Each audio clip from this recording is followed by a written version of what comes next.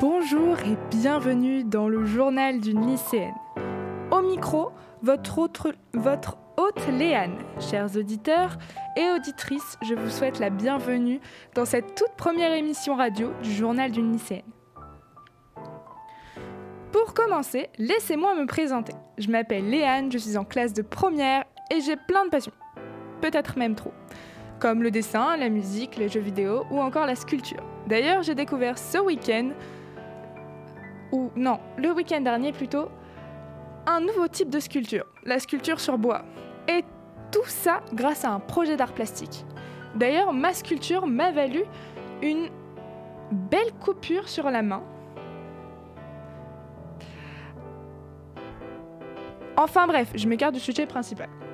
Qui était... Ah oui, ma présentation. Du coup, reprenons. Je suis Léane, j'ai 15 ans et je suis une élève de première. J'ai créé cette émission pour parler de tout et de rien. Dans cette émission, on va pouvoir parler de jeux vidéo, d'écologie, de musique, de films. Je pourrais même vous raconter des histoires. Ce sera seul ou à plusieurs, parce que oui, je sais pas si vous avez remarqué, mais je suis actuellement seule à parler. Et ce que je trouve encore plus cool, c'est que c'est sous la forme d'un podcast. Et oui, mesdames et messieurs, donc vous pouvez l'écouter en faisant autre chose. Et oui, ça c'est la classe. Enfin, en podcast et en direct. Et si maintenant on commençait cette émission avec une vraie chronique ?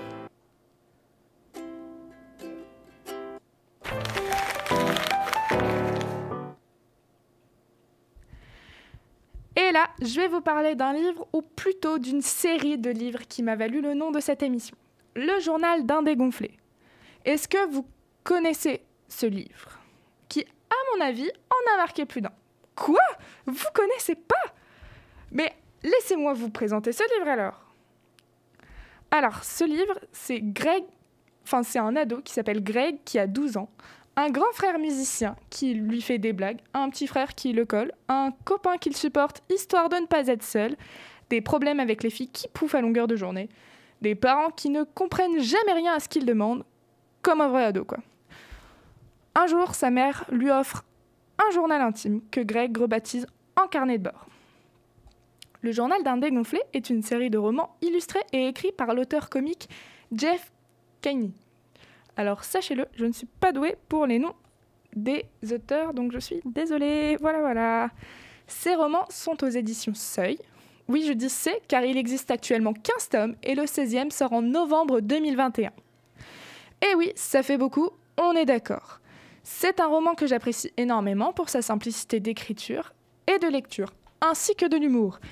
Et oui, parce qu'en plus d'être un excellent roman, il est drôle, que demander de plus ? Ces romans existent aussi sous forme audio ou encore de film. Je ne pourrais pas vous faire de critique sur le film, parce que avant d'écrire cette chronique, je ne savais même pas qu'il y en avait un. Je pense que le roman, vu qu'on parle du roman depuis tout à l'heure, je pense que ce roman a autant de succès parce qu'il retraduit très bien le ressenti d'un préadolescent, voire adolescent. Donc si jamais, c'est un super cadeau à offrir à Noël ou pour un anniversaire. Quelle belle conclusion, vous ne trouvez pas ? Je pense que j'ai assez parlé comme ça. Que dites-vous d'une petite pause musicale ? Je vais vous laisser un court instant, mais ne vous en faites pas, je reviens très vite. Je vous laisse avec Falling in Love with You, la reprise de 21 Pilots.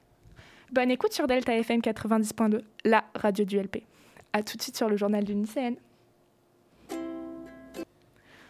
Bon retour sur le journal d'une lycéenne dans les locaux de Delta FM 90.2. Et si on passait maintenant à des histoires ?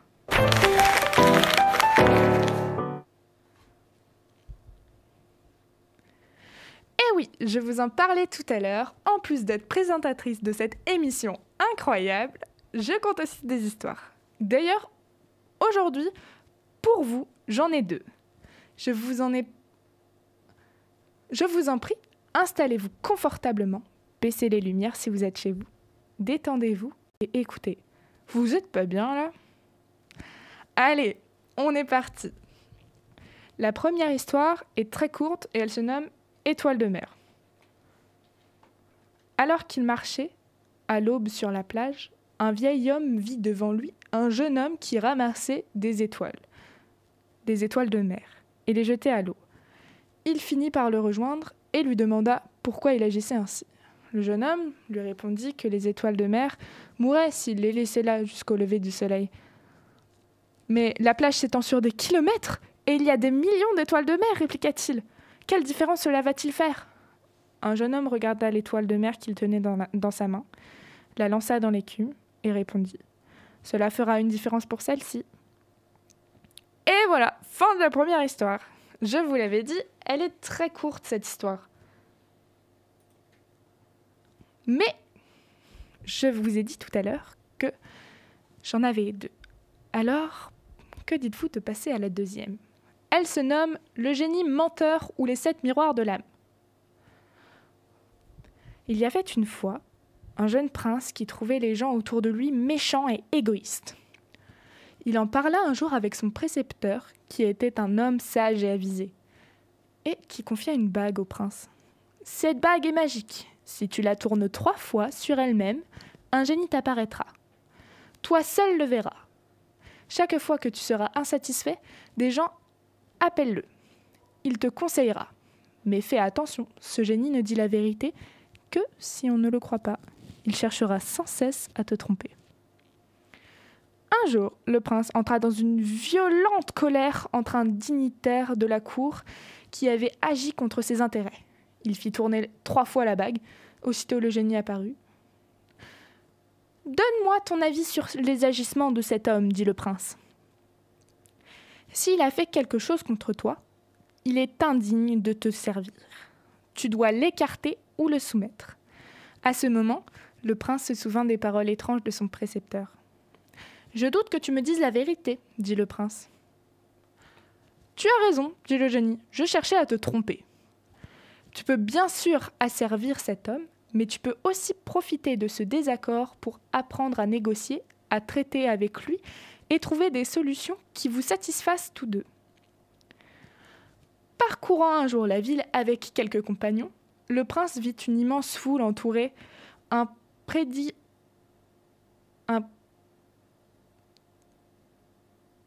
prédicateur populaire. Il écouta un instant le prêche de cet homme et fut profondément choqué par des paroles qui contrastaient violemment avec ses propres convictions. Il appela le génie. « Que dois-je faire ?»« Fais-le taire ou rends-le inoffensif, dit le génie. Cet homme défend des idées subversives. Il est dangereux pour toi et pour tes sujets. » Cela me paraît juste, pensa le prince, mais il mit néanmoins en doute ce que le génie avait dit. Tu as raison, dit le génie, je mentais. Tu peux neutraliser cet homme, mais tu peux aussi examiner ses croyances, remettre en cause tes propres certitudes et t'enrichir de vos différences. Pour l'anniversaire du prince, le roi fit donner un grand bal où furent conviés rois, reines, princes et princesses. Le prince s'éprit d'une belle princesse qui ne quitta plus des yeux et qui l'invita maintes fois à danser sans jamais oser lui déclarer sa flamme. Un autre prince invita à son tour la princesse. Notre prince sentit monter en lui une jalousie profonde. Il appela alors son génie. « Que dois-je faire selon toi ?»« C'est une crapule, répondit le génie. Il veut te la prendre, provoque-le en duel et tue-le. » Sachant que son génie le trompait toujours, le prince ne le crut pas. « Tu as raison, dit le génie. Je cherchais à te tromper. Ce n'est pas cet homme que tu ne supportes pas, ce sont les démons de tes propres peurs qui se sont éveillés quand tu as vu ce prince danser avec la princesse. Tu as peur d'être délaissé, abandonné et rejeté. Tu as peur de ne pas être à la hauteur. Ce qui se réveille en toi dans ces moments pénibles te révèle quelque chose sur toi-même. » À l'occasion de la réunion du Grand Conseil du Royaume, un jeune noble téméraire critiqua à plusieurs reprises le prince et lui reprocha sa façon de gérer certaines affaires du royaume. Le prince resta cloué sur place face à de telles attaques et ne sut que répondre. L'autre continua de plus belle, et à nouveau le prince se tut, la rage au cœur. Il fit venir le génie et l'interrogea. « Ôte-lui ses titres de noblesse et dépouille-le de ses terres, » répondit le génie. « Cet homme cherche à te rabaisser devant les conseillers royaux. »« Tu as raison, dit le prince, mais il se ravisa et se souvint que le génie mentait. »« Dis-moi la vérité, continua le prince. »« Je vais te la dire, rétorquait le génie. Même si cela ne te plaît pas, ce ne sont pas les attaques de cet homme qui t'ont déplu, mais l'impuissance dans laquelle tu t'es retrouvé et ton incapacité à te défendre. Un jour, dans une auberge, le prince vit un homme se mettre dans une colère terrible et briser la table et les chaises. Il voulut punir cet homme, mais il demanda d'abord conseil au génie. « Punis-le, dit le génie. Cet homme est violent et dangereux. »« Tu te trompes encore, dit le prince. »« C'est vrai, cet homme a mal agi, mais si tu ne supportes pas sa colère, c'est avant tout parce que tu es toi-même colérique et que tu n'aimes pas te mettre dans cet état. Cet homme est ton miroir. » Une autre fois, le prince vit un marchand qui voulait fouetter un jeune garçon qui lui avait volé un fruit. Le prince avait vu filer le vrai voleur. Il arracha le fouet des mains du marchand et était sur le point de le battre lorsqu'il se ravisa. « Qu'est-ce qui m'arrive ?» dit-il au génie. « Pourquoi cette scène m'a-t-elle mis dans cet état ?»« Cet homme mérite le fouet pour ce qu'il a fait, répondit le génie. Me dis-tu la vérité ? Non, dit le génie. Tu as réagi si fortement parce que l'injustice subie par ce garçon t'a rappelé une injustice semblable subie autrefois. Cela a réveillé en toi une vieille blessure. Alors le prince réfléchit à tout ce que le génie lui avait dit. Si j'ai bien compris, dit-il au génie, personne ne peut m'énerver, me blesser ou me déstabiliser. Ton agacement face aux autres est comme un feu qui s'allume en toi et qui peut te brûler, te consumer, te détruire, mais il peut aussi t'illuminer, te forger, te façonner et faire de l'autre un allié sur le chemin de ta transformation. Toute rencontre difficile devient alors une confrontation avec toi-même, une épreuve, une initiation. « J'ai besoin de savoir encore une chose, dit le prince. Qui es-tu, génie ? » Le génie lui répondit alors, « Je suis ton reflet dans le miroir. » Voilà, c'est tout pour ces histoires. J'espère qu'elles vous auront plu. Moi, ça m'a fait très, très plaisir de vous les lire. Et c'est déjà la fin de cette première émission radio du Journal d'une lycéenne. J'espère que cette émission vous aura plu.